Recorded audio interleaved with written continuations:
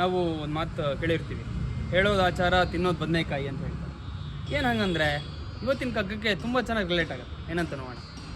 ಕಷ್ಟ ಜೀವದ ಪಾಕ ಕಷ್ಟ ಧರ್ಮ ವಿವೇಕ, ಎಷ್ಟೆಷ್ಟು ನೀತಿ ಯುಕ್ತಿಗಳ ಬಗೆದಡೆಯುಂ, ಇಷ್ಟಷ್ಟು ನಿನ್ನೊಳೊಳಿ ತಿಳಿವಿಲ್ಲದಿರೆ ನಷ್ಟ, ದೃಷ್ಟಿ ಸೂಕ್ಷ್ಮವೇ ಗತಿಯೋ ಮಂಕುತಿಮ್ಮ. ಇವತ್ತಿನ ಕಾಲದಲ್ಲಿ ತುಂಬ ಚೆನ್ನಾಗಿ ಹೇಳ್ತಾರೆ. ಏನಂದರೆ ಅದು ಎಷ್ಟು ನೀತಿ ಕಥೆಗಳನ್ನು ಕೇಳ್ಬೋದು, ಅದೆಷ್ಟು ನಾವು ಆಚಾರ ವಿಚಾರಗಳನ್ನು ಓದ್ಕೊಳ್ಬೋದು, ಅಥವಾ ಪ್ರವಚನಗಳನ್ನು ಕೇಳ್ಬೋದು, ಅಥವಾ ಏನು ಬೇಕಾದರೂ ಒಳ್ಳೆಯ ವಿಷಯಗಳನ್ನು ಎಷ್ಟು ಬೇಕಾದ್ರೂ ನಾವು ಅಂದರೆ ಇನ್ಫಾರ್ಮೇಷನ್ ತಗೊಳ್ಬೋದು.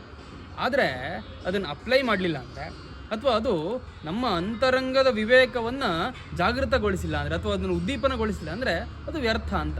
ನೀರಲ್ಲಿ ಹೋಮ ಮಾಡೋದು ಅಂತಾರೆ, ಹಾಗಾಗ್ಬಿಡುತ್ತೆ. ಎಷ್ಟೋ ಸಲ ಹಾಗೆ ಆಗುತ್ತೆ. ಏನಂದರೆ ನಾವು ಹೇಳೋದೊಂದು ಮಾಡೋದೊಂದಾಗತ್ತೆ.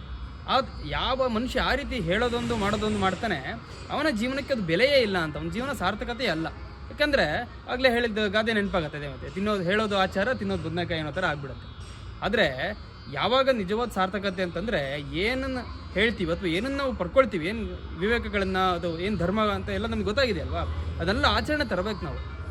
ಅದು ಮತ್ತು ನಮ್ಮ ಅಂತರಂಗದಲ್ಲಿ ಒಂದು ಹೊರಗೊಂದು ಇರಬಾರ್ದು, ಅಂತರಂಗದಲ್ಲಿ ಕೂಡ ಅದೇ ಬೆಳಗಬೇಕು.